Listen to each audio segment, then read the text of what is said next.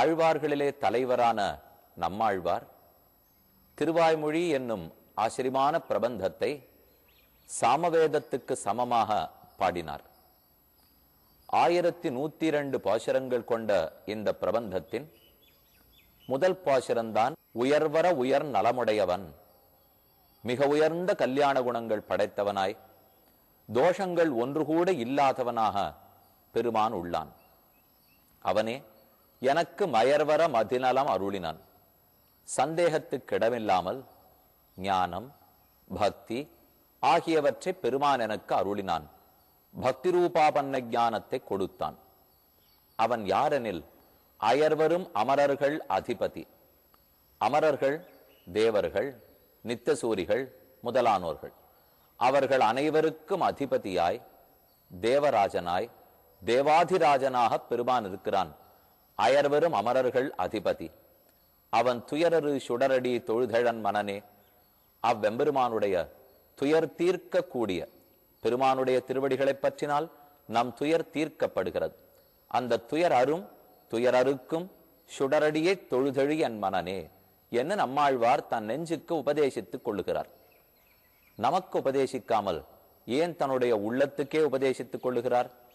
அந்த கேள்விக்கு பதில் கிடைக்க வேண்டுமென்னால் உள்ளத்துக்கு ஆழ்வார் உபதேசித்தது உண்மையா என்று தெரிந்து கொள்ள வேண்டுமென்னால் காஞ்சிபுரம் தேவப்பெருமாளுடைய சந்நிதியின் ஆழ்வார் திருச்சுற்று ஆழ்வார் திருவீதி பிரதட்சணம் அங்கு அமைந்துள்ள நம்மாழ்வாருடைய சந்நிதிக்கு வந்தோம்னால் இப்பாசுரத்தை கண்கூடாக கண்டு விடை பெற்று கொள்ளலாம்.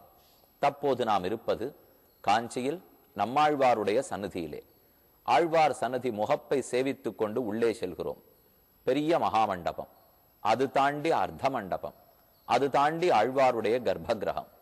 நம்மாழ்வாரை சற்று பொறுத்து சேவிப்போம். இப்போது ஆழ்வாருடைய வைபவம் என்ன, இந்த திருத்தலத்தில் ஆழ்வாருக்குண்டான ஏற்றம் என்னங்கிறத சொல்லுகிறேன். தேவப்பெருமாளுக்கு எப்போது கருடோத்சவம் நடந்தாலும் அப்போது இந்த ஆழ்வார் திருவீதி வழியாகத்தான் வருகிறான். கருட வாகனத்தோடே கூட முதலில் ஆழ்வார் சன்னதி வாசலிலே வந்து ஆழ்வாருக்கு தரிசனம் கொடுத்து விட்டுத்தான் பெருமான் மேற்கொண்டு புறப்பாடு கண்டருளுகிறார். வைகாசி ஆனி ஆடி ஆகிய 3 மாசங்களிலும் தேவப்பெருமாளுக்கு கருட சேவை உண்டு. வைகாசி மாசம் அனைவரும் அறிந்தது. பிரம்மோத்சவத்தில் 3ஆம் திருநாள் அன்றைய தினம் புறப்பாடு கண்டருளுகிறான். அடுத்த ஆனி மாசம் சுவாதி நட்சத்திரம் பெரியாழ்வாருடைய திருநக்ஷத்திரம். அன்னு பெரியாழ்வாருக்கு எப்படி மதுரை பட்டணத்திலே கருட வாகனத்தின் மேலேறி பெருமாள் காட்சி கொடுத்தாரோ அதப்போல தேவப்பெருமாளும் கொடுக்கிறார். அப்போது நம்மாழ்வார் சன்னதி வாயிலுக்கு எழுந்துருளுகிறார். அடுத்து ஆடி மாசம் பௌர்ணமி திதி அன்றைய தினம் கஜேந்திராழ்வானுக்கு மோட்சம் அளித்தானே. நாராயணாவோ மணிவண்ணா நாகனையாய் வாராயன் நாரிடர நீக்காய் என்று கஜேந்திரம் யானை பிரார்த்திக்க கருட புள்ளின் பேரில ஏறித்தானே ஓடி வந்தான். அதற்காக தேவப்பெருமாளுக்கு 3வது கருட சேவை. இந்த 3 கருட சேவையும் நம்மாழ்வார் சன்னதி வாயில் வழியாகவே தான் நடைபெறுகிறது. ஆழ்வாருக்கு தரிசனம் கொடுக்கிறான் எம்பெருமான். ஏன் ஆழ்வாருக்கும் தேவப்பெருமாள் கருட சேவை கண்டருளுவதற்கும் என்ன தொடர்பு எனில் நம்மாழ்வாருக்கும் தேவப்பெருமாளுக்குமே நெருங்கின தொடர்பு. ஸ்ரீ வேதாந்த தேசிகன் தன்னுடைய பிரபந்தத்தில் ரொம்ப ஆச்சரியமா ஒரு அர்த்தம் தெரிவிக்கிறார். பிரதம சதகே வீக்ஷ்ய வரதம். தன்னுடைய முதல் 100 பாசுரங்களிலேயும் முக்கியமாக முதல் பாசுரத்திலே நம்மாழ்வார் காஞ்சி வரதராஜ பெருமானையே தெரிவிக்கிறார் என்கிறார். என்ன பாட்டு எப்படி இருக்கு? அயர்வரும் அமரர்கள் அதிபதினு இருக்கும் இல்லையோ. அமரர்கள்னா தேவர்கள். அப்ப தேவர்களுக்கு அதிபதி தேவாதிராஜன், தேவராஜன் தானே. அப்ப நம்மாழ்வார் இந்த தேவ பெருமாளையே அயர்வரும் அமரர்கள் அதிபதினு திருவாய்மொழி முதல் பாசுரத்துல பாடுறார். அதோடல்ல, திருவாய்மொழி ஆழ்வார் பாடியவற்றுக்குள் 4வது பிரபந்தம். அவர் பாடின முதல் பிரபந்தம் திருவிருத்தம். அதில் முதல் பாசுரத்தில் பொய்நின்ன ஞானமும் பொல்லாவொழுக்கும் அழுக்குடம்பும் நின்ன நீர்மை இனியாமுராமை இமையோர் தலைவா மெய்நின்னு கேட்டருளாய். இமையோர் தலைவன், இமையோர்னா தேவர்கள், இமையோர் தலைவன்னா தேவாதிராஜனான எம்பெருமான். அப்ப திருவிருத்தன் முதல் பாட்டிலேயும் திருவாய்மொழி முதல் பாசுரத்திலேயும் நம்மாழ்வார் தேவப்பெருமாளையே உரைக்கிறார் அல்லவா. அவ்வளவு தூரம் ஆழ்வாருக்கும் தேவப்பெருமாளுக்கும் நெருக்கம். அதோடல்ல, இப்போ ஒரு பாசுரம் திருவாய்மொழியிலேருந்து சொல்றேன். ஆழ்வார் என்ன அதுல வேண்டுதல் வைக்கிறாருங்கிறத மனசுல நன்னா ஞாபகம் வச்சுங்கோ. அப்புறம் 11வது அத்தியாயம் 4வது ஸ்லோகம் பார்க்க போறோம். அதுல அர்ஜுனன் என்ன கேட்கிறான்ங்கிறதையும் ஞாபகம் வச்சுங்கோ. ரெண்டும் ஒண்ணுங்கிறத தெளிவா புரிஞ்சுடலாம். இது ஆழ்வாருடைய பாசுரம். ஆழ்வாருக்கு ஆண் தன்மை போய் பெண் தன்மை வந்து விட்டது. நாயிகா பாவம். நாயகி நாயகனை குறித்து பறவைகளை தூதனுப்புகிறாள். அதை போலத்தான் பராங்குஷ நாயகி தூதனுப்புகிறார். பெருமானுக்கு என்ன மறந்தே படுத்து போல் இருக்கு, எனக்கு தரிசனம் கொடுத்தருங்கிற எண்ணமே அவருக்கு மறந்து படுத்து, நான் நிறைய தவறழைத்திருக்கேன்னு எனக்கு தண்டிக்கணும்னு மனசுல வச்சிருக்காரே தவிர என்னை அனுகிரகிக்கிறதுக்கு அருளே இல்லாது படுத்தே. தேவப்பெருமாளிடத்துல போய் அருளோடு ஆழ்வாருடைய வீதி வாயில் வழியாக ஒரு நாள் எழுந்தருளி ஆழ்வார் ஆசையோடே பார்த்து சேவிக்கிற அளவுக்கு வர வேணும் என்று வண்டே குறுகே கிளியே போய் பெருமானிடத்திலே சொல்லிவிட்டு வா. பாசுரத்தை கேட்போம்.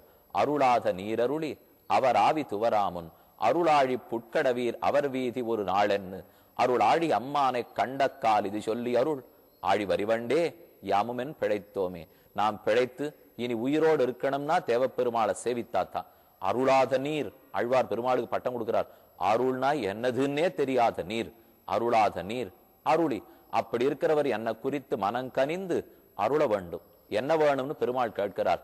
அவர் ஆவி துவராமுன், ஆழ்வாருடைய உயிர் உன்னை பிரிந்து போய்விடுவதற்கு முன்பாக அவர் வீதி வாசல் வழியாக ஒரு நாளாவது எழுந்துள்ள வேண்டும்.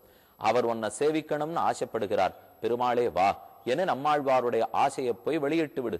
அருளாத நீரருளி அவராவி துவராமும் அருளாழி புட்கடவீர், புல் பறவை கருடன், அருளாழி புட்கடவீர் அருள் படைத்த கருடன் பேரில் ஆரோகணித்து வரச்சொல்.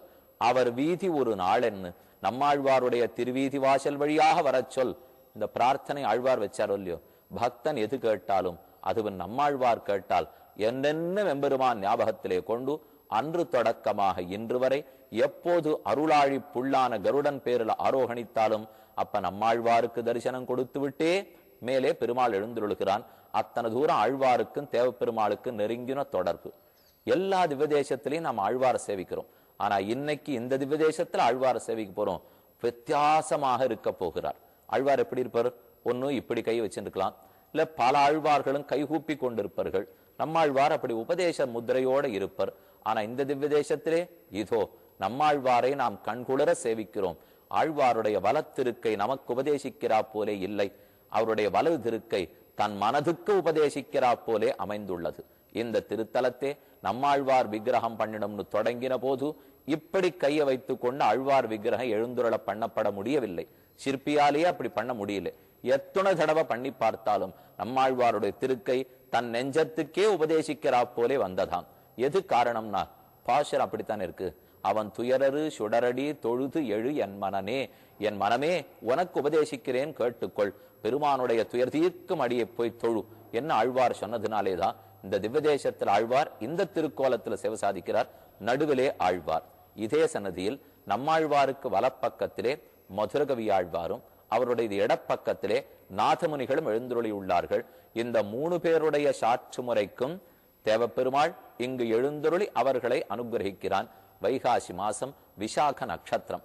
அநேகமா எப்பவும்னு சொல்ல முடியாது, ஆனா அநேகமாக காஞ்சி தேவப்பெருமாளுடைய கருட சேவையும் ஆழ்வார் சாத்து முறையான வைகாசி விசாக திருநாளும் ஒரே நாள் அன்றைய தினம்தான் வரும். அதனாலே பெருமாள் இங்கு ஆழ்வார் சன்னதிக்கு எழுந்துருளி பாசுரங்களை எல்லாம் கேட்டு ஆழ்வாரை அனுகிரகித்து விட்டு புறப்படுவது வழக்கம். அதனால இந்த 3 பேர் இருக்கிறார்கள். நடுவே நம்மாழ்வார், வலதுபுறத்தே மதுரகவிகள், இடதுபுறத்தே நாதமுனிகள்.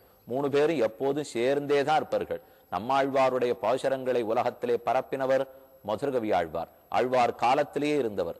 நம்மாழ்வார் பாசுரங்களை மேலும் உலகத்தில் பரப்பினவர் நாதமுனிகள். ஆழ்வார் காலத்துக்கு வெகு காலத்துக்கு பிற்பாடு தோன்றி ஆச்சாரியர்களிலே முதன்மை பெற்றவராக இருந்தவர். இந்த ஆழ்வார் சன்னதிக்கு மற்றொரு ஏற்றம் உண்டு. பெருமானுக்கு எப்போது உற்சவம்னாலும் அங்குரார்ப்பணம் மிருத் சங்கிரகணம் இந்த ஆழ்வார் சன்னதியிலேருந்து நடக்குது. அதாவது பூமியிலிருந்து மண்ணெடுத்தல்ங்கிற வழக்கம் உண்டு. இதோ அந்த மாடத்தை தான் சேவித்துக் கொண்டிருக்கிறோம். இங்குதான் மண்ணு, இதிலிருந்து தான் மண் எடுத்து மேலே உற்சவமே நடக்கிறது. அப்ப ஆழ்வார் தான் உற்சவத்தையே நடத்தி வைக்கிறார்னு சொல்லலாம் இல்லையோ. இங்கிருந்து எடுத்துத்தானே தேவப்பெருமாள் உற்சவம் கொண்டுடுறாள். அத்தனை நெருக்கம் நம்மாழ்வாருக்கும் பெருமானுக்கும். ஆழ்வார் பெருமாளை சேவிக்கணும்னு பிரார்த்தித்தார். இதோ கருட வாகனத்தோட இன்னைக்கும் வந்து சேவை சாதிக்கிறார். அர்ஜுனன் என்ன கேட்டான்ங்கிறதான முக்கியம். இப்ப 4வது ஸ்லோகத்தின் பாதி அர்த்தத்தை ஆழ்வார் பாசுரத்திலே நம்ம பார்த்துட்டோம். மிச்ச அர்த்தத்தை தான் இப்போ ஸ்லோகத்துல பார்க்க போகிறோம்.